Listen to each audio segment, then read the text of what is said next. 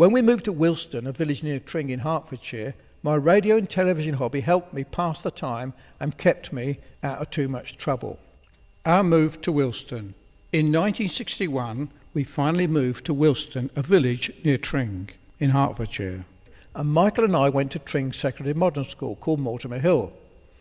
I can remember my brother wearing winkle picker shoes, and some of the girls from the next village couldn't help but say, "Oh, look at those shoes." They were just different, and I suppose they felt threatened.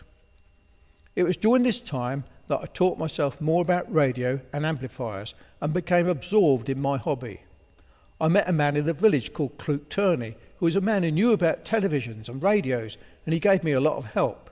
He taught me about valve amplifiers and allowed me to build a power amplifier from all the spare parts that he had. It was a push-pull amplifier using PX4 valves and a triode driver. I had to rewind the driver and output transformers in order to get it working. I learned a lot from Clute Turney. On one occasion, I was able to connect a microphone up to my amplifier, and I directed the speaker out of my bedroom window and spoke to people outside our shop. On this occasion, I saw a woman in her garden called Ethel, and I called out with the amplifier as loud as possible, saying, "Ethel, Ethel, I'm watching you." I heard many years later that she thought it sounded a bit like God speaking to her from the sky.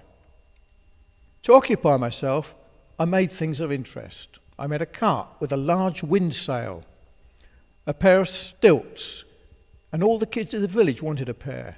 On one occasion, I made an electric shock machine with an ignition coil and a battery, and a mechanical vibrating mechanism used in an electric bell.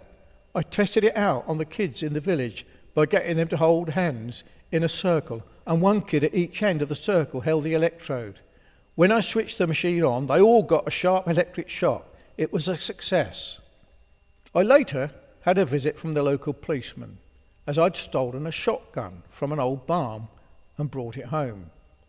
When I showed it to my next door neighbour, he recognised the gun and realised who it belonged to, and he must have informed the policeman to get it returned to its owner. Whilst at Tring School, a friend of mine, Duncan Miller, found a baby fox cub in the wood, and I wanted to keep it, so I took it home.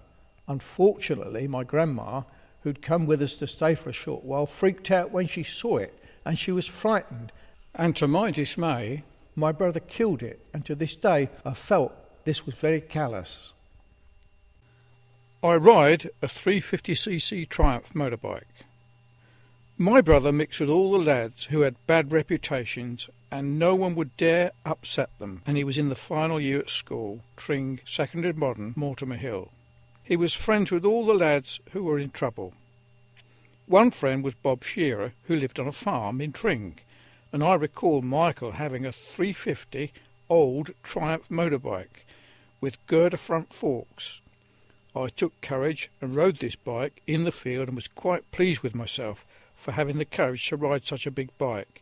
I had until that time only ridden a moped. It was during this time at Wilstone that my brother got sent to his first spell in detention centre. He had made a knuckle duster at school in the metalwork classes and tried it out by hitting some boy in the village. What happened was this. Some lads had found my moped in the field and had a go at riding it without any permission. Not that they would know who to ask, but my brother felt he would sort them out for riding it. I think it was just an excuse to use his newly made knuckle duster. When the police were called in, he made out the knuckle duster was made for a part for the moped, and my mum was certain that this was true, and she defended my brother to the hilt. I knew it wasn't true, and my brother did too.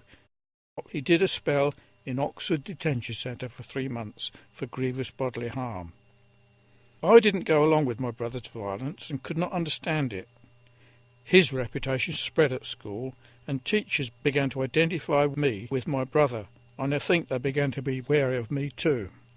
Village life proved too much for my mum, and she became depressed due to the way things were and the trouble that Michael had gotten into, so it was decided to sell up and move from our village shop to our house in Aylesbury.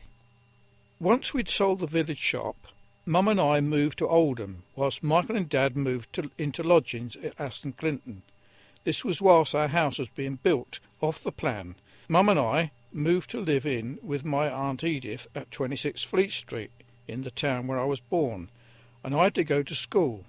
This was Clarksfield Senior School, and I became a bit of a celebrity because I was from London.